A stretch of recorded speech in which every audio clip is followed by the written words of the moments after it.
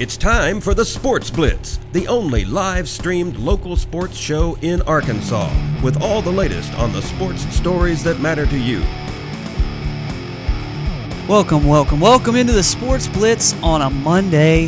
The NFL Draft has concluded. The second round of the NBA playoffs has heated up, so to speak. That wasn't a heat joke. I'm just saying the second round of the NBA playoffs has not been near as good as the first round. No. And so this heating up means that the Spurs are up 3-0, that the Pacers are now up 3-1. It's just the series aren't going quite like they did in the first round, but that's all right. They'll get better, and then at the end of the day, in a couple weeks, you're not going to have any crappy teams left in the NBA playoffs. So we'll see how that goes. Welcome in on a Monday to the Cogswell Motors Studios. Mark Freeman, Weldon Braxton, Maddie Laster, Dave Brown's even in here learning a little bit today. So we got a lot of stuff to talk about. We'll look at the NFL Draft. Who was taken, who wasn't. We got 4 Razorbacks who were drafted. Former Russellville Cyclone picked in the NFL draft. Right. What a cool opportunity for Zach Hocker. And actually, I was mistaken on that. Somebody sent me an information about Matt Hall, said he was drafted. He was picked up as a free agent after. So he wasn't drafted. Of course, I was busy. I wasn't watching the 7th round of the draft. So I was doing Lord knows what else. Maybe changing a diaper or something. Yeah. But here I am posting stuff, and somebody's like, no, he wasn't drafted. No. But either way, he's getting to go make his way toward an NFL roster, and that's a huge opportunity. Yeah, Minnesota Vikings. Matt Hall's a guy who his college career has been well documented, the things he's kind of been through, the ups and downs. So it's good to see him get an opportunity. We know his frame and some of the raw ability he has will give him an opportunity to make the Minnesota Vikings roster. You look at Zach Hocker. You knew he'd be a late-round choice, not because of his talent, just because of the nature of the position. I mean, it's not the Oakland Raiders. They're not drafting kickers in the early round. So, Zach to be the first kicker off the board, and then kind of a little two-man run on Razorbacks. Kiero Small goes to Seattle. You look at the fullback position, Mark, in the league and how it's sort of devolving. Seattle, they're a run team. They're not always a heavy fullback team, but they will use a fullback more than most teams. So, and then Kiero Small, we at Arkansas, you know him for his competitiveness, and no locker room fosters competition more than the Seattle Seahawks. So I think that's a great fit. Travis Swanson addresses a need. Detroit, their center is going to be a free agent. Obviously, Travis has guard ability as well as being able to step in and play center in year 2. So I thought that was a good pick. Chris Smith. Look, the NFL, it's an arms race when it comes to getting after the quarterback. You don't just get a defensive end to park him over there. You get multiple defensive end types to collect and get after the quarterback. So, again, I like Gus Bradley. He comes from that Seattle tree. They believe in getting after the quarterback, so I like him in that Jag system. We talked a little bit about the first round of the draft on Friday as it took place on Thursday, and then you had the second and third rounds on Friday, and then the 4th through 7th round on Saturday. So after the first round, there were some things that took place, obviously some surprises and things like that. Anything really stand out to you as far as teams that did really well or just did something completely idiotic? Yeah, I mean, as far as teams that did well, I thought with St. Louis, and we're going to get into Michael Sam, but really before that, you get Greg Robinson. You've told yourself, okay, Sam Bradford, we're going to give you every opportunity to succeed. If you can play, we're going to see it this year. If not, then we're going to be able to move in a different direction in 2015 because you get Greg Robinson, one of the most talented, athletic offensive linemen in the entire draft. Last year, remember, you got the West Virginia boys, Tavon Austin, Stedman Bailey, as far as perimeter weapons. You look defensively, already a dominant pass rush. I mean, with Quinn and Michael Brockers, now you had Aaron Donald. Obviously, Chris Long's been there the longest. Dominant pass rush. I like what the Rams did. I like what Houston did. Houston, you look at the players they were able to get. Clowney, number 1, obviously. Then you get Tom Savage later in the draft, and Tom Savage is a Bill O'Brien type. He's in near that 6'4" mark, has one of the biggest arms in the NFL draft. I don't know if he'll play right away. Fitzpatrick may get the start, but he's going to be a Bill O'Brien type guy. Big Louis Nix, we were talking about him, first-round consideration to be able to get him as late as they did. I thought that was a huge move for their defensive front. So I really like what Houston did in this draft. Well, you mentioned the St. Louis Rams, and, man, their defense has gotten a lot better. Who's playing quarterback for the Rams this year? That would be Sam Bradford. They still got work to do then. Oh! That's just So you're just out saying. on Bradford. No, yeah, he's beat up, bad offensive line, you're still out on. I mean, yeah, that has something to do with it, but he's just not. He's not got it. I don't know. It's just something about some of these guys that Nolan Richardson. What he used to say: if a dog's gonna bite, he'll bite as a pup, and he's never been one to bite. He's never been really one to do much of anything. So. If I'm the St. Louis Rams, I know Fisher thinks he can do something with him, but I just lost a lot of faith in him. I thought he was a lot better than this. Yeah, I did too. A quarterback, it's sensitive with the quarterback position. Yeah, I think it's tough, especially, remember, he was the last guy to come in with the big money. And so I think it's tough to come in that situation. That was big money too. Yeah, $50 million. He was the last one to come in. And so when you have that particular situation, then you're looking at, not being able to do a lot of things around them. Remember, they were one game away from making the playoffs his rookie year. And that reminds me, look at this division. What a terrible division this was a few years ago. We had a 7-9 Seattle team make the playoffs, and then now, to me, it's the best division in football because Arizona is no joke whatsoever. The St. Louis Rams, as we just talked about, they are no joke. Oh yeah, by the way, arguably the two best teams in football are at the top of that division too. So the NFC West, not changing gears too much, but what a remarkable division. And then, they had good drafts as well, so that's going to be something to watch out for as well. What did you think about what our Cowboys did? I saw that, I guess it was in the second round, they traded up to get a linebacker there, DeMarcus Lawrence. I guess they just have to have an outside linebacker named DeMarcus because they traded up for him, and then he's got an 86 grade on ESPN or Scouts or whoever it was that did the draft there for ESPN, the draft grades.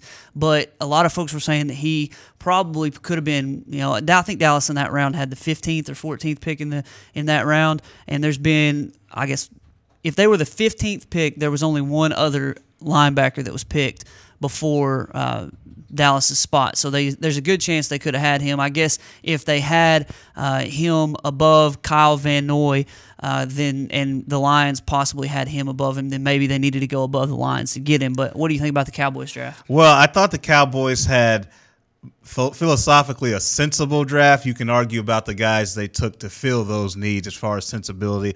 I mean, look, Rod Marinelli, they're going to play their standard 4-3 defense. So you look at some of the guys they got, like a Ben Gardner, 6'4", 262. That's your prototypical 4-3 defensive end. He's going to put his hand on the ground. He's going to get after the quarterback.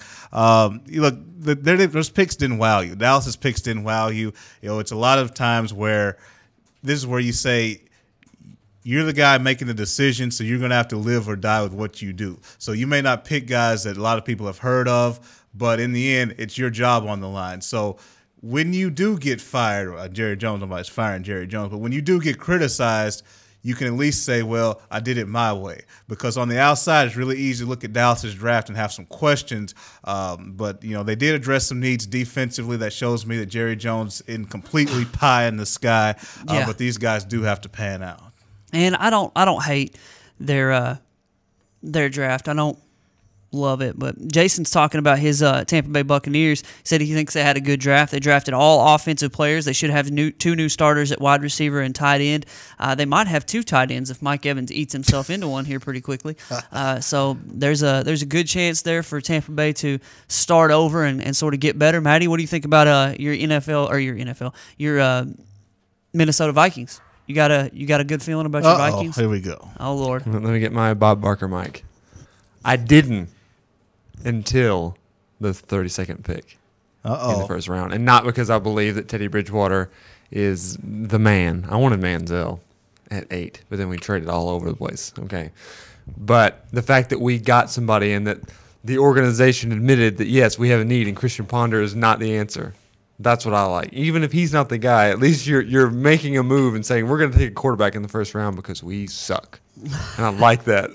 Got somebody who will hand it off to Adrian Peterson and get out of the way. Yeah. And look, I think Bridgewater can be okay. I had him rated, one of the top 3 quarterbacks on my board. Look, it's not like he was perfect. I mean, there were things to not like about Bridgewater, but things to not like about all these quarterbacks. I think, obviously, when you look at a draft, you look at the first player taken. And Anthony Barr is a guy who there were questions about it. He was a mid-first round pick early in the process. Then when you start to look at more film on him, you start to look at kind of how he plays, how he doesn't always have that motor, you had questions. Barr used to be an H-back running back type. And when you move a guy from defense to offense, one of the biggest concerns is, does he have an aggressive enough mentality to play on this side of the ball? And Barr athletically clearly has enough, but he still has an offensive player's mentality, which he's going to have to improve on defensively. But, Mark, you and I know Mike Zimmer from his days in Dallas. Among all the Cowboys' struggles, Zimmer was one of the few bright spots Dallas had when he ran that defense. We know he's going to be creative and aggressive, and with a guy like Barr's talents, I think that can go a long way. Yeah, you can only hope. All right, we'll get back to the NFL draft and some other things here in a little bit. There's a CrossFit Russellville poll question deals with the coverage of and the drafting of Michael Sam, the first openly gay player to be drafted in the NFL. We'll talk a little bit about that. Want your opinion on that as well. You can give us a call at 968-NEWS if you have something to say about that. And if you have a winner and loser of the NFL draft, folks that you thought did well or did terrible, we'll talk a little bit about the NBA playoffs as well. Ryan Mallett didn't get traded. We'll talk a little bit about. Yeah, I want to talk about that. He and Josh Gordon. What are you thinking, dude? Stephen A. Smith over here has something to say to Josh Gordon here in a little bit. But before we go to break, our first break, we need to say in our local sports look, congratulations to the teams who made the state tournament in baseball and softball that I know of. Now, I know there's probably some more. I want to see if Dover's softball team made it because I know their baseball team did. A big congratulations to those guys making the state tournament. They're out of the 4A North region. The Pottsville Apaches baseball and softball teams both also made the state tournament. I saw Coach Garrett Hill, who he didn't get real excited about much, but he's tweeting in all caps and exclamation points because he's proud of being an Apache and proud to go to the state tournament. So it's an awesome opportunity for those guys to get to go on to the state tournament and in baseball. And then, like I said, the Pottsville softball team did the same. They won their first game at regional, so they got the chance to go to the state tournament, and then so they're going to have a shot at a state championship in both of those sports. And again, like we've mentioned before, all the 6A teams will make the state tournaments, state playoffs. So the Russellville baseball and softball teams will both make it. The soccer teams as well will both make the state tournament, state playoffs. So it's coming down to nitty-gritty time for these baseball, softball, and all the other spring sports. Yeah, we know in softball, Russellville's not just showing up to just be there. They're going to take cookies is what they're showing up to do. But you look at the smaller classifications, of course, we talk 4A and below. And I've said this in different sports, just what you have to do to be able to get to this point. The way you have to navigate through a season, the way you have to get in playoff mode really before the regular season ends. And, of course, you look at district and regions, all these good things. I like that system. I've been critical of in the bigger classifications everybody getting in. When I was in high school, even the biggest class in the state, you still had to qualify to make the playoffs. So you don't really have that sense of urgency until postseason time on the current format. So I like 4A and below. I like having to put work in. I guess it's 5A really. 5A you have to qualify too, right? It's not so 5A top 4 in the conference go. Yeah, and I like that too. I like how you're in a postseason mode. You're playing with a sense of urgency, and so that will help you come postseason time. It's right upon us. So we'll. It's speaking of upon us. We're 17 days. Me and Matt don't get along too well. 17 days away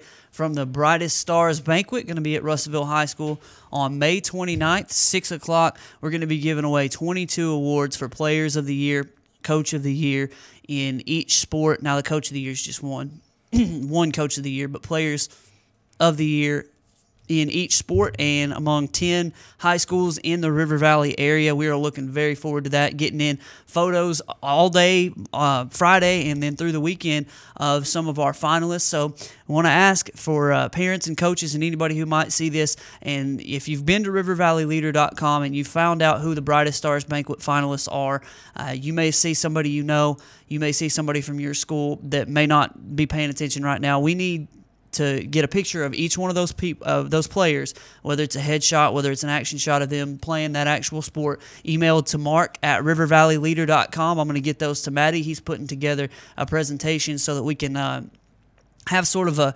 professional look to, and the nominees are, the finalists are, and we're giving a certificate of nomination to each player who was nominated, and the finalists, and we'll all get to be there. The 3 finalists get their own ticket paid for them, their 2 parents, and their head coach. They'll get to be there on the night of the event to find out who wins, and they get in free, but everybody else can show up. You can buy a ticket. They're $25 a piece. We're giving out at least a certificate to every single person who was nominated, and then the finalists will have the chance to win that plaque. And on that night, we're going to try to do it up big and make it a nice big sort of, I don't want to call it an ordeal because that's had a bad It's an occasion. That's it. We're going to make it an occasion. That's what it is. It's an occasion, and it really makes sense if you're wondering how the photographs fit in. Well, just think about when you're at home watching the ESPYs or the Oscars. When somebody wins an award, a lot of times they have some music. If it's a musical artist, then obviously they'll have their music playing. Then you'll see like a little highlight reel of them on the screen if you're there in person. And so that's sort of the effect we're going with here. You want a picture and things like that to go on, so you can see these athletes at least in still shot action. So I think it's really important. I think it'll make the experience a lot better. Oh, it definitely will make the overall atmosphere a little bit better to have those hey, that's me, or hey, that's somebody I know, so that's my kid, that's my grandkid. So we're selling some tickets, we're moving them right along, so we're hoping that you will take advantage of the opportunity to come and be a part of this special event. The first time I got to take part in another special event on Saturday, it was Panther Serve Day at Clarksville High School. Over 200 students. I thought it was just a high school, but it was the junior high, 7th grade all the way up to 12th grade. I had almost 200 students, all kinds of I think it was 20-ish chaperones that showed up and got to take kids in each group, in small groups, around town to do public service things. You got people at Walmart picking up trash and pushing carts. You had our group that went to Atwood's, and we were cleaning up this side that where people, it's just like they take a trash bag and they open it and they just throw it all over the place. So there was trash for years back there, and we picked up that trash and then got to be a part of going down to the nature trail. After our job was done, we went down and got to be a part of cleaning up the nature trail, and where the trail had been about this wide, it had become, the land had kind of pushed off. Yeah. So what we had done was we had picks and hoes and shovels, and we were knocking off part of the land here and pulling it off the edge, and so you widen the nature trail just a little bit and make it to where the water will run off and it won't wash away the trail. And it was a cool opportunity. You can probably see some pictures right now. Maddie's probably playing them for you. Appreciate Coach Eli Craner and the squad for having us out there. It was a really cool day. Eric Dickerson gave a little message about how valuable our time is, and how what Eli, I remember when he came on and talked with us, he asked how you were doing, by the way. He said to tell you what's up. But he came on with us and he talked about their motto, their phrase sort of thing. The 1440 is greater than me. Yeah. 1,440 minutes in a day. Yeah. And you've got the opportunity to, is it minutes? Yeah, you've got the opportunity during that time to do something that's bigger than you, is what he's trying to say. Use those minutes, use that time to do something that's bigger than you. And this serve day, he said, was an opportunity for those kids to do something that went beyond them, that was greater than them. Yeah. That was awesome.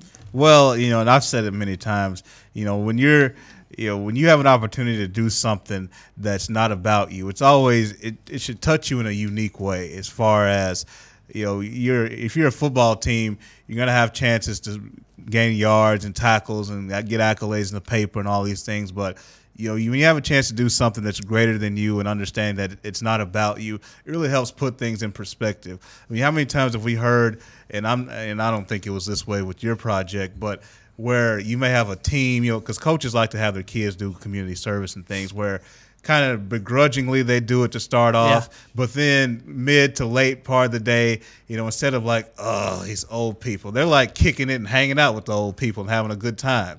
So once you get into it, you actually see yourself enjoying it more. But my question mark is, I want to know exactly what all your group was up to, because when I'm picturing your group, I'm picturing like going around, burning donuts in parking lots and, it's like, come on, guys, and then bashing mailboxes. Let's get out of here before they go. I'm picturing your group just cutting up all over town. No, man, I had a good crew. I think I had 10 kids. I had a senior who was kind of the leader, and he had 7th through about, I don't think I had any high school kids, 'cause maybe some kids that were going into high school that are in 9th grade now, but most of them were junior high kids. They were hardworking folks, got out there and got after it, and they didn't have any issue once we cleaned up our part with me calling up coach and saying, hey, where else can we go? What else can we do, because we've got a couple hours left. Eli made a point to say, I thought that I would be, driving around to each one of these spots and seeing you guys waiting on lunch, But he said you guys got in there and got after it and worked hard. You can see the pictures. There's some dudes that are sweating and some dudes with some dirt all over them, and they just got in there and got after it. I was very proud and very appreciative of how hard these kids worked and what they did to put themselves, in a service mode rather than just coming out and showing up and sort of getting a free T-shirt. Well, and you're right about. I don't blame Eli, Coach Trainer, for expecting that, because again, when you have a group of kids and you're expecting them to do community service, you expect to have a little bit of indirect resistance. They're not going to come out and say, Coach, I'm not doing that.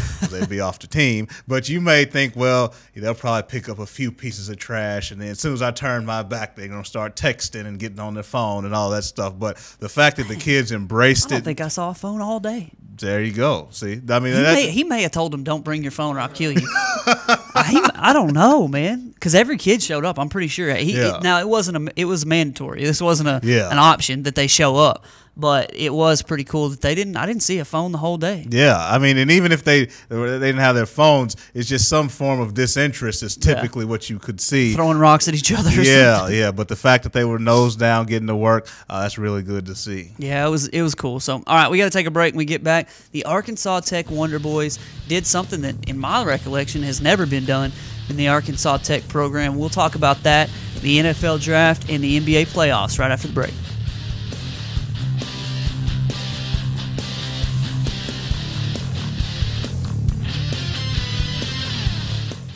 Hi folks, Richard Roberts with Cogswell Motors in Russellville.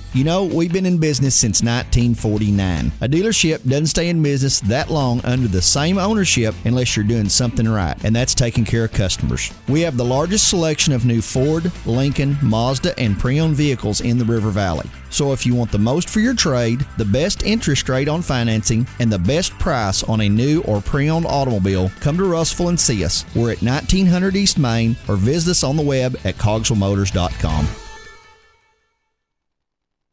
If you didn't count on KARK4 today this morning, here's what you missed. Updated news. Police continue searching for suspects after a home intrusion overnight. Developing stories. There's another piece of presidential history turning up here in Arkansas. And weather and traffic on the force. Friday night, Saturday morning will bring us our next chance rain. Every 10 minutes. Around the clock. Making your day easier. So rise and shine and count on. Count on. Count on. KARK4 today. RiverValleyLeader.com is the #1 local source for instant news in the River Valley, offering HD video and live streaming along with top-notch coverage of all the news and events around the area. The River Valley Leader is the only place to go for all the information you need. Check out the newest local business featured on the site, as well as police news and coverage from important meetings, along with the personal stories, all at one convenient click. Check out RiverValleyLeader.com. Today, there are more than 20 brands of cars being sold in America. So to be noticed, Ford and Cogswell Motors have to go further than anyone thought we could. How does Ford stand out above the crowd? not just with plug-in vehicles like the new 2013 Ford Fusion Energy that gets a projected 100 miles per gallon equivalent, but also with a line of gas vehicles equipped with the innovative EcoBoost engines combining power and efficiency, plus a full measure of technologically advanced features. We invite you to stop into Cogswell Motors today. We go further than anyone thought we could, so that you can go further too. Hi folks, Richard Roberts with Cogswell Motors in Russellville. You know, we've been in business since 1949. A dealership doesn't stay in business that long under the same ownership unless you're doing something right, and that's taking care of customers. We have the largest selection of new Ford, Lincoln, Mazda, and pre-owned vehicles in the River Valley. So if you want the most for your trade, the best interest rate on financing, and the best price on a new or pre-owned automobile, come to Russellville and see us. We're at 1900 East Main, or visit us on the web at cogswellmotors.com. If you didn't count on KARK4 today this morning, Here's what you missed. updated news, Police continue searching for suspects after a home intrusion overnight. developing stories, There's another piece of presidential history turning up here in Arkansas. and weather and traffic on the force. Friday night, Saturday morning will bring us our next chance of rain. Every 10 minutes. Around the clock. Making your day easier. So rise and shine and count on. Count on. Count on KRK4 today. RiverValleyLeader.com is the #1 local source for instant news in the River Valley, offering HD video and live streaming along with top-notch coverage of all the news and events around the area. The River Valley Leader is the only place to go for all the information you need. Check out the newest local business featured on the site, as well as police news and coverage from important meetings, along with the personal stories, all at one convenient click. Check out RiverValleyLeader.com. Today, there are more than 20 brands of cars being sold in America. So to be noticed, Ford and Cogswell Motors have to go further than anyone thought we could. How does Ford stand out above the crowd? Not just with plug-in vehicles like the new 2013 Ford Fusion Energy that gets a projected 100 miles per gallon equivalent, but also with a line of gas vehicles equipped with the innovative EcoBoost engines combining power and efficiency, plus a full measure of technologically advanced features. We invite you to stop into Cogswell Motors today. We go further than anyone thought we could, so that you can go further too.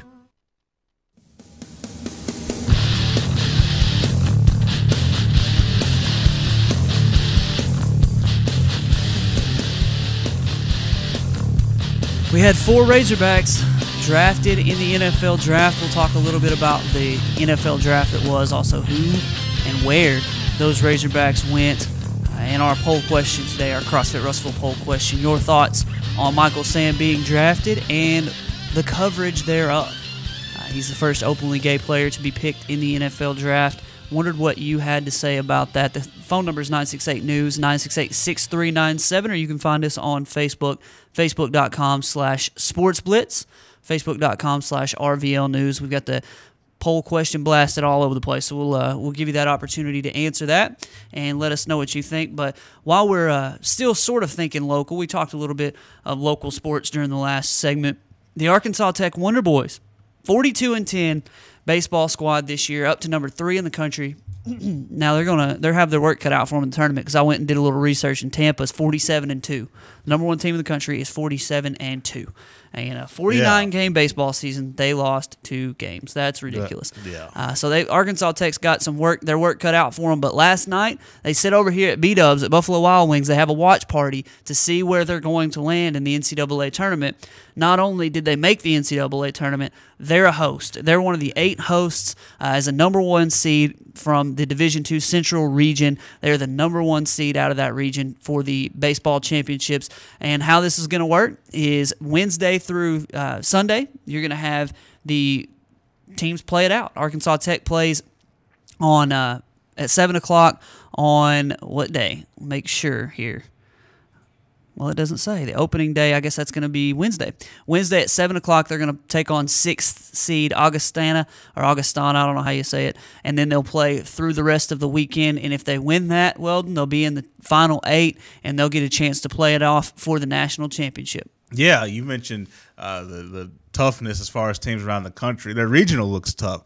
I mean, SAU, they've kind of been a power, in the league for a few years, and they're the 2 seed in the region. Then you go down to Minnesota State, Mankato. Obviously, we talk Mankato's good at everything. We've already been through this: football, basketball, baseball, you name it. They're good in everything. Then you got UAM. You mentioned Augustana, a team from South Dakota. It's a 6 seed. So it'll be a challenge getting out of this region. These are Division II baseball.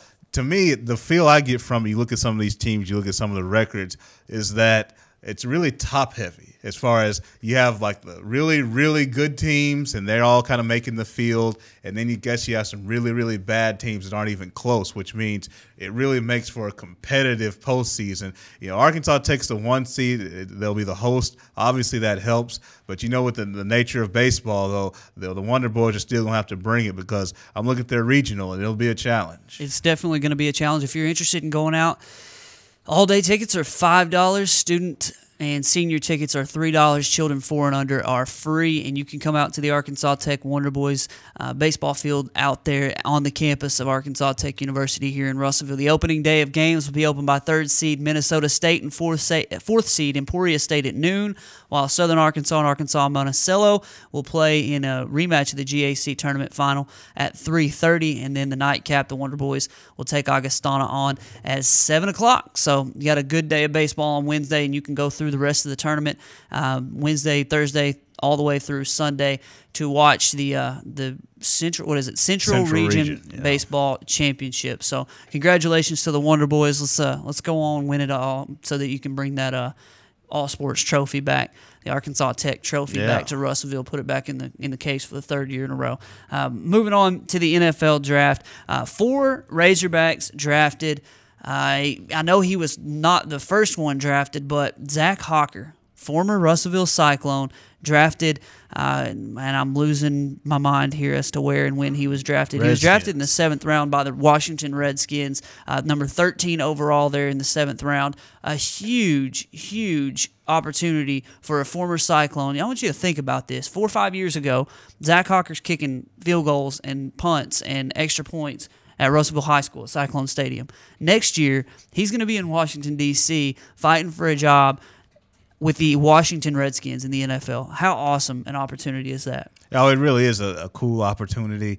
And, when you get to the later rounds, a lot of people question, well, is it better to get drafted or be an undrafted free agent and pick where you want to go?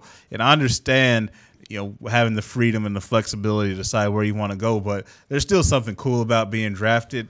Plus, when you're a kicker, I mean, it's one of those deals where you either win the job or not. They're not going to hold on to you if you don't win the job. So it's not like Hawker's flexibility is going to be an issue anyway. If it doesn't work out with Washington, he's going to get opportunities. One of the best college kickers in the country this past year.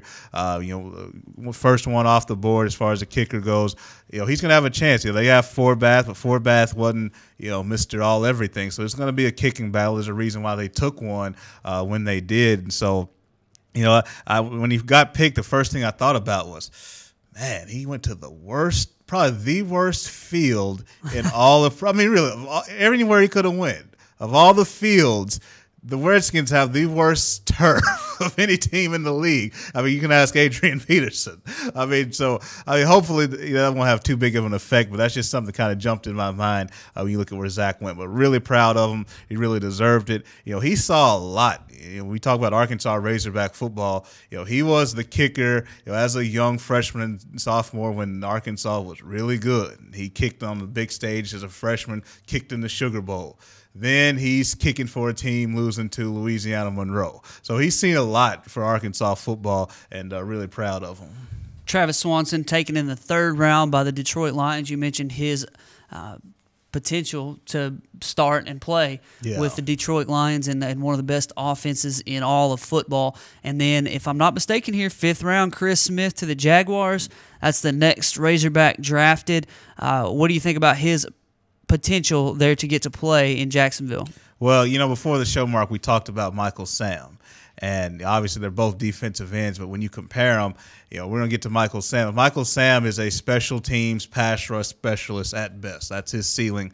Chris Smith, as a young player will immediately impact you as a pass rusher. Like as a young player, 5th round pick, he is immediately a guy who will come in and help you in pass rush situations. But he also is a guy with the frame and the ability you think can develop into more of an every down player, whereas Sam has no chance of being an every down player. So Chris Smith, in a league where it's all about pass rushing, will come in. He'll do that immediately as he develops into an all-around player. You mentioned Kiro Small in the 7th round of the Seahawks. That's going to be cool for him. I hope he can make that team so that he can see kind of the culture that surrounds a Super Bowl champion team, and that's got to be a unique opportunity for him in his first stop. I mean, it seems kind of like you go to Seattle there and you be around that Super Bowl winning team, or you go to Denver and you're around Peyton Manning and that kind of squad, or you're around Tom Brady in New England. There are only a handful of places that you can go and you can have that kind of opportunity immediately. Yeah.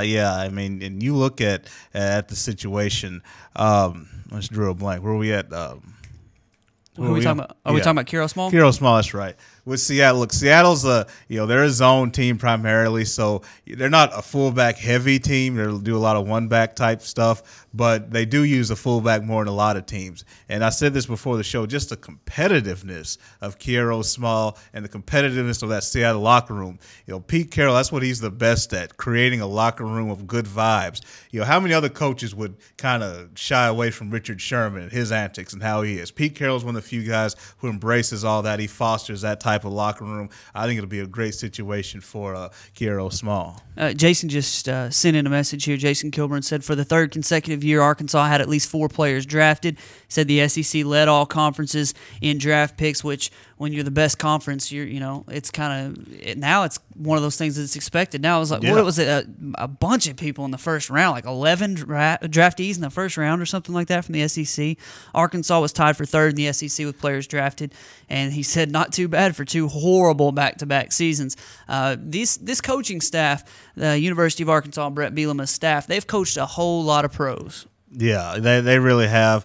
And again, obviously, he may not get as much credit for it, but you look at what's coming down the line, especially with offensive linemen, he'll have more players. I got a quick trivia question for you, Mark. Who had more players drafted in the 2014 NFL draft, the Russellville Cyclones or the Texas Longhorns? That's good. The Russellville Cyclones, yes, had more players drafted. Texas had no players drafted for the first time in 70 years. Wow, I mean, couldn't have happened to a better school. You just think how impossible. Because they suck. I mean, it's like it's one thing like they were bad on the field, but you at least thought, well, maybe some of those undeveloped 4 and 5 stars could at least be a 6th or 7th round pick. They had nobody get drafted, which we got on Charlie Strong. He shouldn't have said it. We're not winning the national championship this year. You kind of see where he's coming from now. I mean, it's inexcusable. Mac Brown, nice guy, does a lot for the school, but you're at Texas and you have no draft picks. You better, if you're not starting a team of all 5-star freshmen, then you've got to have some draft picks. I don't see how you can excuse that. Man, that's hilarious. I'm tweeting that right now. As soon as this gets over, I'm tweeting that right now. All right, the talk of the draft. Yeah, the talk of the draft centered around Michael Sam. And for those that don't know and you hadn't heard us talking about it, Michael Sam, the first openly gay player to be drafted in the NFL draft, it was a big deal. In the NFL, they talked a whole lot about it. There as Michael Sam was drafted by the St. Louis Rams. I wonder how, and I think a lot of people are taking the politically correct, I'm just going to back away, not answer this type of question, but I wondered how people thought about the coverage of Michael Sam. Maddie came in this morning and he had a good point. What pick was he in the draft? It was something like 249. 249. Well, do you know who the 248th or 250th in the draft was? Nobody knows, but everybody knew who because it was such a big topic of conversation. I understand why, but I wondered if you thought anything about the coverage of Michael Sam, and they were in his house. They had the camera on him. They were in his house. It was a really, really big deal. What do you think? I feel this is part of the show where how we have to get Stephen A. No, but look, the coverage, and we'll get to the football. We already talked a little bit about his football prowess, but the coverage of it, no matter what side of the fence you are on this, no matter what your views are, I'm sorry, but there is no denying ESPN kind of driving this home as far as their coverage. A lot of people say, well, yeah, they showed him, but they didn't make too much out of it. They show a lot of draft picks at home with their families and all these, and sure they do, but the prolonged shots that they were showing and, the emotion, I guess that's the best way to put it, the emotional displays they were showing and just long camera time of silence, just showing Michael Sam and the people he had in the room with him. Yeah, ESPN was driving that home. They wanted to make that a moment. Again, no matter what side of it you're on, I don't think there's any denying ESPN wanted to drive that home. I didn't watch the NFL Network coverage, but from what I heard, it was similar in trying to make a statement. The question becomes, well, did teams pass on him because of his orientation? And some may have. I'm not going to sit here and say they didn't. But I think more importantly, teams passed on him because they wondered what that would bring. And I know people say, well, you gotta. Who cares what it'll bring? You got to be tougher than that and all this. It's discrimination and all these different things. But that stuff, when you have a locker room situation, you have a distraction. It is important, and there's no question he's knocked down. Now, the football side of it, look, before he came out, Todd McShay, Mel Kiper, before he made his announcement, they kind of had him knocked down towards the fifth-ish round at best anyway. And even though he was the most productive player in the SEC, co-defensive player of the year, all that good stuff, he doesn't have a definitive position. I mean, he's not going to hold up against the run. You can't move him to a linebacker. He is a pass rush specialist / special teams hustle guy in the league. And you don't take those guys with high picks. Typically, and Bill Poley made a great point of this, when you get to the end of the draft, you either have two types of good prospects, either prospects with great motors but bad measurables, or great measurables but no motor. You take the measurables in the draft and see what you can do, and then you sign the motor guys as undrafted free agents. So I think it was a good thing for him that he even got drafted. It was, the question that I had and the question that a lot of people haven't asked because, it's not politically correct is, would a straight player have gotten that type of exposure? And I can see both sides of it. I can see where people would say, well, you got 3.5 hours of Johnny Manziel in round one, to which I say yes. Yeah, and I was sick of it too. I don't know about you. There were memes made about what he was drinking. Did you see that? He was drinking water out of a glass, and somebody had, because he was sitting there so long, somebody had photoshopped a glass of beer. And when he was going to drink, it was like he was drinking this beer sitting there in the green room, and it was just trying to make some more controversy for Johnny Manziel. So you've got guys like that who, really, at the end of the day, I think that the ESPN and all the networks who did this did it to move the needle as far as getting people talking and getting people to pay attention. But man, there was a whole lot of chatter, a whole lot of talk about a player who may or may not even make the roster. Yeah, and look, people are trying to merge when it comes to an issue of civil rights issues, which that's really what this is a vehicle into. People try to put it all in one bag.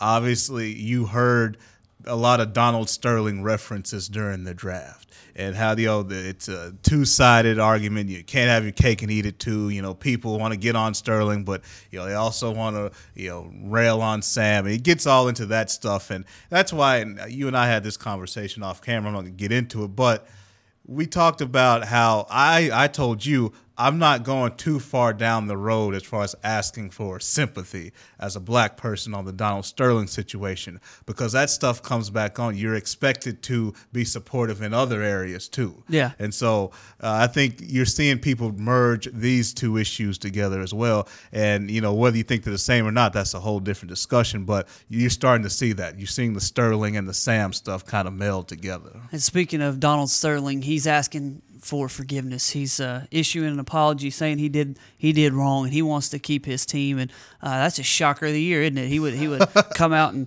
cry on the couch, and he would talk about how he made a big mistake. And well, buddy, it's too late for that now. You're talking about an entire race of people, and pissing off everybody in the world, and now you're going to get your team taken from you. It's a little late now, and his wife's not going to be able to own the team either. I was listening to, or I was reading a tweet from, I think it was Darren Ravel, who was tweeting about how the owners have sort of looked over the bylaws, and they feel that even though Mrs. Sterling is not Donald Sterling, and she's not necessarily the one on trial here, so to speak, if they decide to take the team, it ousts the whole ownership group. Right. So that would disqualify her from owning the team, which is great news. And if you're me and you want him to be out of the league and you want the Sterling name away from that franchise, look, this isn't even about him being a racist. It's about him being a terrible owner for 25 years. He just happened these last 5 years to start spending a little bit of money.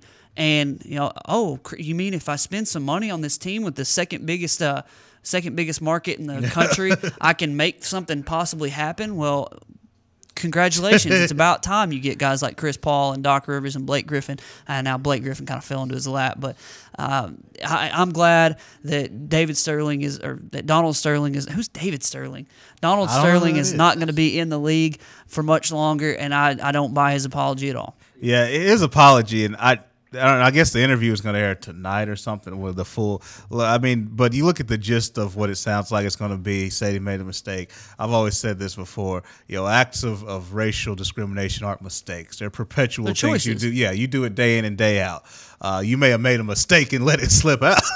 That may have been a mistake, but your feelings aren't a mistake. I should have paid her off. Yeah. So he says. He comes out and says he should have paid her off. How many mistakes did he make? Yeah, you made. It's like I made a mistake, and my mistake was I cheated on my wife with this random chick, and then snowball. 50 years worth of mistake. You go back to his record as a landlord. But the court issue, this is going to get really messy because what you said, Darren Ravel was right.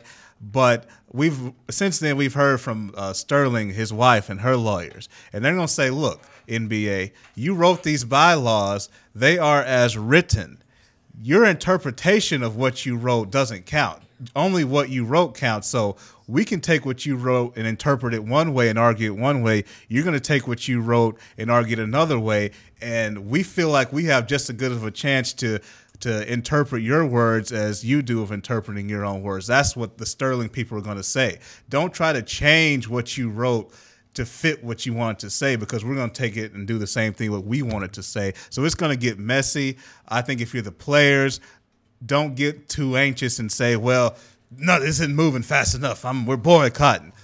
It's going to get messy. It's going to happen. But understand that steps are being taken. It's going to happen. All right, a couple more things here quickly as we go through the wire and we hit our last break. Yeah. Josh Gordon looks like he's going to be suspended for, what is it, his fourth marijuana-related offense. Possibly going to be suspended for the entire year. They get Johnny Manziel. They get all this positive momentum going there in Cleveland, and then their best player potentially suspended again for the entire 2014 season. What an idiot. That's just Cleveland, man. You have Manziel. You're feeling good about yourself. You think you may have a dynamic combination, Josh Gordon, Manziel, Jordan Cameron, and then this happens. It's really pitiful. Gordon is a guy who I think could push to be the third best receiver in the game. I've got Calvin and AJ as my top two. It's arguable, but he's in the top 5 talent-wise, no question. He's thrown that away. And Cleveland didn't draft a receiver. People got on him about it. They said they wanted their board to talk to him. They didn't want to reach for a receiver. Fine, I respect it. But either way, they're struggling now for a receiver. Now you're looking at Miles Austin or Santonio Holmes, who are free agents right now. That's kind of the best that's out there, and those aren't great options. Miles Austin, we know from his injury situation. But, Mark, when it comes to the draft, and Josh Gordon thing, it is what it is, but I want to talk about Ryan Mallett, before we moved on, because the Patriots draft Jimmy Garoppolo, the highest they've taken a quarterback in the Tom Brady era. And to me, and they didn't trade Ryan Mallett, it tells me that they plan on winning the Super Bowl this year no matter what. Even if Tom Brady, one of the greatest of all time, gets hurt, they still plan on winning the Super Bowl. If he tears his ACL week 2 of the season, they still plan on winning a Super Bowl. And I think they look at it the only way we can do that is if we have our now fourth-year backup quarterback in place. We can't win a Super Bowl with this rookie. We're going to keep him. He's going to walk after the year, and we're going to groom Garoppolo to be our long-term backup and maybe the starter. Does that mean that the asking price the Houston Texans or that the New England Patriots put on Ryan Mallett was too high? I think so. I think they got calls. Smith, the GM from Houston, said there was nothing there. I'm not sure I believe him. I believe calls were made, but I think New England really wants to keep Mallett just for this year so they can win a Super Bowl if Brady gets hurt. Then they're willing to let him walk. I was looking at it wrong. I was saying, okay, New England, they got, Brady's going to play a few more years. They got to get rid of Mallett. They got to get something for him. They're not looking at it that way. They're willing to let him walk just for that insurance policy to win the Super Bowl this year. That tells me that they have a little bit of praise for him. They've got a little bit of confidence in him, and that's the fact that they would ask so much and that they would say, all right, well, we're good with keeping him. If you guys don't want to give that up, then that tells me that they have a little bit of faith in him. Probably more faith that Tom Brady won't get hurt, but at least they want to keep Ryan Mallett for this year. We'll see what happens after that. Maybe this year the competition will be such that everybody will know that Garoppolo, he ain't Mallett, and we're going to have to do something to keep Mallett and then see Garoppolo, and maybe it won't, and maybe they'll say, all right, Garoppolo's close enough. We're going to get rid of. We're going to let Mallett walk, and we're going to go this direction with another quarterback until Tom Brady decides to hang it up. How old is he? 35, 34? At least he's 36. He's up there. He's like in the 2 NFL, years man. Tom Brady is 36. He's 36. He's about to be 37 in August. Yeah, he's up there. The thing to his credit though is that the way he plays, there's not really much going on. He's almost like Dirk. I mean, is Dirk really old? I mean, do you Dirk does not look like he did in 2003. Maybe a little bit, but not a whole lot. So I think Brady can play a few more years. Garoppolo's a project. Like if Brady went down, they had to go to Garoppolo. I don't care who else they have on that team, Revis, whatever. They're not winning a Super Bowl. It's going to be tough with Ryan Mallett, but at least they would have somewhat of a chance. I think Mallett wouldn't come back anyway. I think he would make his asking price in free agency to where, no, I'm not coming back to you. I'm going somewhere else, New England. You can't sign me back. All right, one sentence or less answer as we head to break. Maddie, big deal or no big deal that Wiggins, Parker, and Embiid are out of the NBA combine, the pre-draft combine? No big deal. No big deal at all because they know they're getting drafted in the top 3 in some order, right? Right.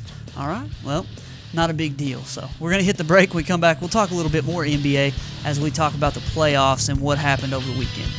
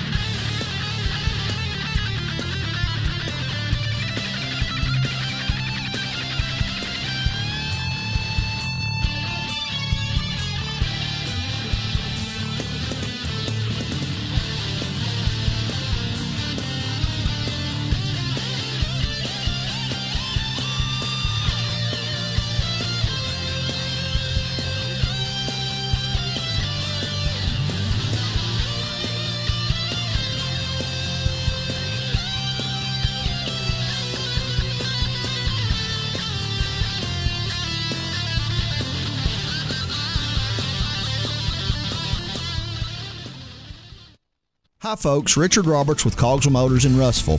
We've been in business since 1949. A dealership doesn't stay in business that long under the same ownership unless you're doing something right, and that's taking care of customers. We have the largest selection of new Ford, Lincoln, Mazda, and pre-owned vehicles in the River Valley. So if you want the most for your trade, the best interest rate on financing, and the best price on a new or pre-owned automobile, come to Russellville and see us. We're at 1900 East Main, or visit us on the web at cogswellmotors.com.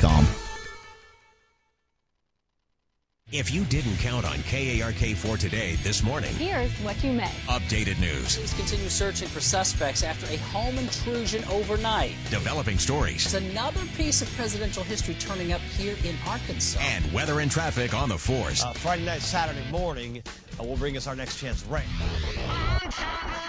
Every 10 minutes.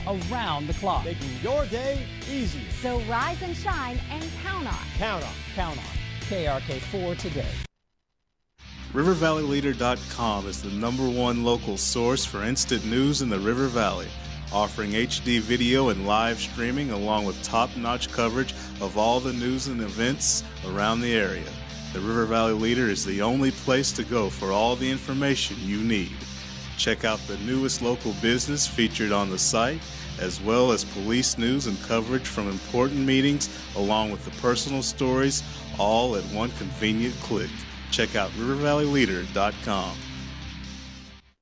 Today, there are more than 20 brands of cars being sold in America. So to be noticed, Ford and Cogswell Motors have to go further than anyone thought we could. How does Ford stand out above the crowd? Not just with plug-in vehicles like the new 2013 Ford Fusion Energy that gets a projected 100 miles per gallon equivalent, but also with a line of gas vehicles equipped with the innovative EcoBoost engines combining power and efficiency, plus a full measure of technologically advanced features. We invite you to stop into Cogswell Motors today. We go further than anyone thought we could, so that you can go further too.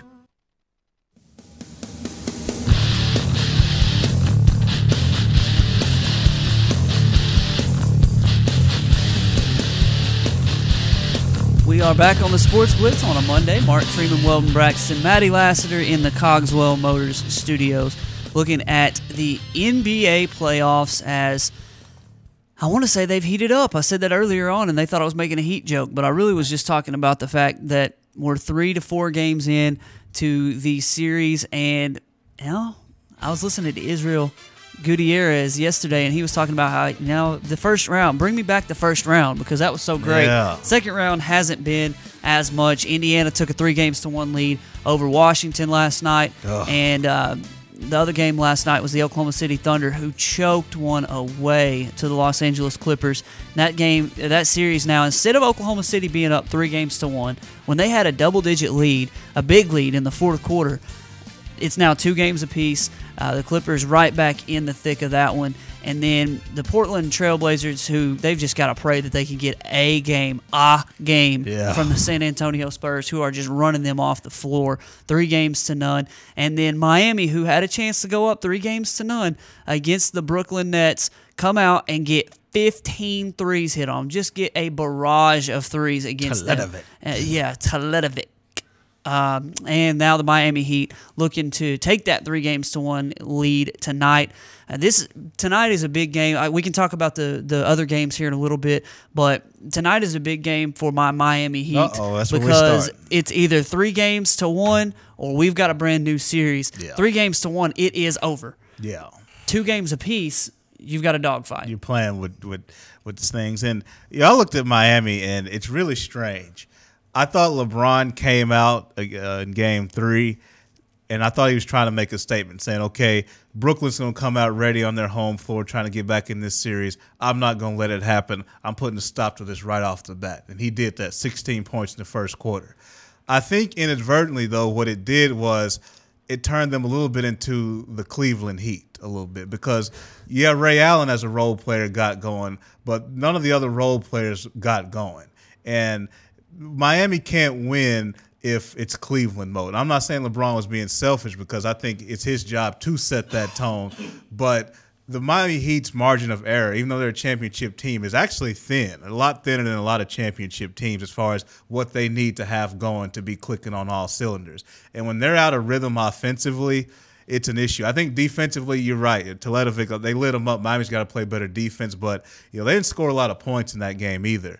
And I think it was in part because they just couldn't find a rhythm on offense. So I think the spacing is going to be back to where it was in Game 1 and 2. The ball movement will be back where it is in Games 1 and 2. And then, yes, defensively they'll be better. Because I've said this before, Mark, the NBA is about one thing. Who can get in the paint and who can't. And Brooklyn somehow was able to get penetration, which was able to get kickouts, swing the ball around, get open threes. I expect Miami to clamp down on penetration, be a lot better tonight. It's frustrating to me to watch a team hit 50. They shot 60% from 3, 15 of 25, hit 15 threes, and that seems to be what beats Miami. It's a team that just makes every shot. Yeah, if a team shoots that way, then Miami goes down 52% from the field, 60% from three. Teletovic, I mean, what the heck? Teletovic. Who had ever heard of that guy before this series? Before 2 games ago, who had ever heard of Mirza Teletovic? Nobody, and nobody will ever hear from him again, and that's what ticks me off.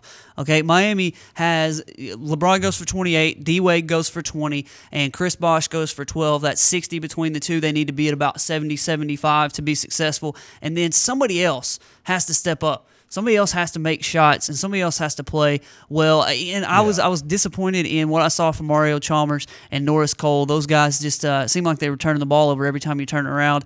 And like you were right, the Miami ISO ball that everybody hates. LeBron, even when he's hot, it needs to come to him in the flow rather than, I'm going to dribble around till 5 on the shot clock and then I'm going to pull one up, or I'm going to do something on my own, isolation Russell Westbrook style. Oh, look. But he did. He played well. He was 8 of 15, 9 of 10 from the free throw line, hit 3 threes, had 28 points overall. But the team itself, as a whole, has to play better. I really would like to see, Paul Pierce had 14, Joe Johnson had 19. I'd like to see LeBron on Joe Johnson a little bit more. Yeah. And then I'd like to see, Dwayne Wade step up a little bit on a guy like Paul Pierce, or maybe even Battier or somebody like that on him. But what really struck me is how Teletovic hits these threes and then LeBron has to go guard him. It's like you're wasting the best one-on-one defender possibly in the world on this dude we've never heard of. Yeah. And then Livingston goes crazy, and then somebody else. It's just like it was a perfect storm for Brooklyn the other night. I expect, and Maddie and I were talking about this before, his dad says it's going to be a war. I think Miami's going to come out and LeBron's going to have nearly a triple-double, and he's just going to put his foot on their throat tonight. Well, I think ideally for Miami, that's what happens. I think you mentioned Sean Livingston, and Paul Pierce scored some points, but to me, he hasn't been Paul Pierce in this series. He's terrible. Yeah, he has. Sean Livingston actually, to me, is more effective in that spot than Paul Pierce right now. I know it takes some of the edge off the Nets that they think they need against Miami, but Livingston defensively is more effective against LeBron, and then offensively, he's more dynamic. He's a better player for them than Paul Pierce in that role. So I want to see what Jason Kidd does, but I don't want to jump around too much, but you look at the other series in the West because it kind of ties together with the Clippers and Oklahoma City. And I've said this for a while now. Kevin Durant struggled in stretches where Chris Paul was guarding him. And I think you look at Kevin Durant and LeBron, although LeBron's a lot stronger than Kevin Durant, the most effective defenders against him are guys that get underneath them. The Tony Allens of the world, a Chris Paul. Now, Chris Paul can't guard somebody a whole game because he'll burn himself out. That's why I think that strategy was nice for the Clippers yesterday, but you can't do it for a whole game. But you look in the finals, the Spurs got away in stretches having Danny Green just being a gnat underneath LeBron James on the perimeter, and then they would bring help, of course, in the post. I want to see it's interesting to see what the Clippers do. They know getting under Durant helps, but do they have a defender other than Chris Paul that can do that? Because you can't put Chris Paul on the whole game. No, and he'll waste himself for offense. And really, I thought Oklahoma City was going to win that game, and that series would be over. That was a huge win. It's the same situation the Nets are in tonight, so that was a good sort of parallel there.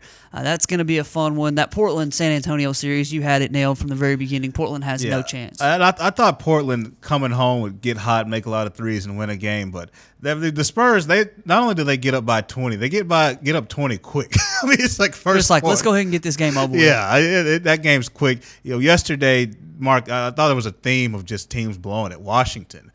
They haven't looked young. They're finally looking young in this series. Lord, we just cannot get rid of the Pacers. No matter how hard we try, they just keep sticking around. I want the Pacers to go away.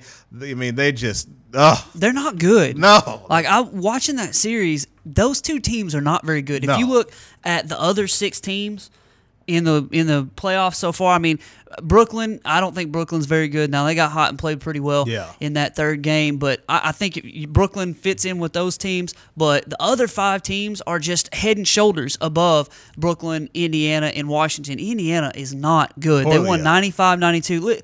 They've won 3 games in a row now, but listen to their scores. They scored 86 and 85, and they're back, right? We are back. We've scored 85.5 points a game. And then last night, they scored 95 points, just an offensive explosion when they got nearly half of that from Paul George, who had 39 last night. A big game to him. Congratulations. But Indiana and Washington just don't look very good. Washington makes some of the dumbest decisions, and we knew that coming in. They were going to shoot some stupid-looking shots, and they had a big lead and choked it away, sort of like the Oklahoma City Thunder did against the Clippers. I'm ready for this series to get over with and get to the Eastern Conference Finals so Indiana can do what we expected them to do, and that's play the Miami Heat. Yeah, look, and I looked at the Pacers last night. The Pacers is really simple. You can't win a championship with George Hill / C.J. Watson as your lead guards. I'm sorry, you cannot do it. They have to either can't win a championship, or Paul George is going to have to be more of a playmaker. He scored big last night, but you ever watch Paul George, you notice how they don't run things through him. They'll run plays for him to score, but they don't run playmaker-type options through him to let him be a facilitator and a playmaker. So they don't have a point guard because George Hill, you can't win a championship with him as your lead guard. He's not very good. He's not good, especially at this level, conference championships, finals. And then Paul George, I guess they don't trust him to be a facilitator. That's really the main problem with the Pacers. That's why their ceiling is low. Portland's getting destroyed right now, but Portland would whoop Indiana. Oh, yeah, they'd stroke them bad. It'd be ugly. Yeah. Roy Hibbert, though, man, he's back. I think he had, 8 points and 10 rebounds yesterday. He was just...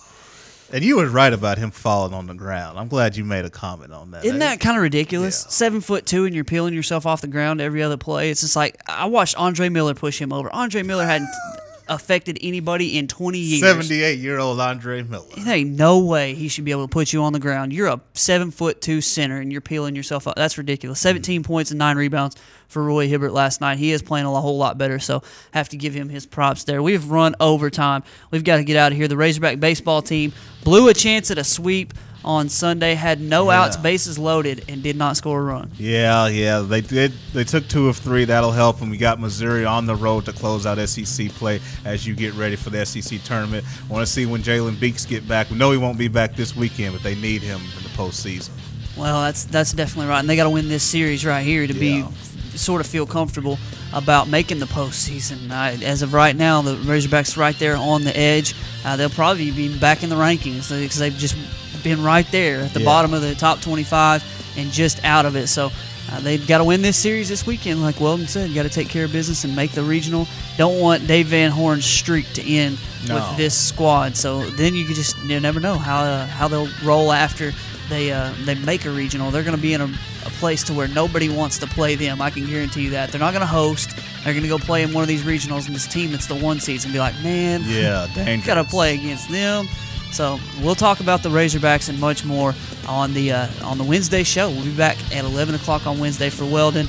And Maddie, I'm Mark saying so long. We'll see you at rivervalleyleader.com, 11 o'clock on Wednesday.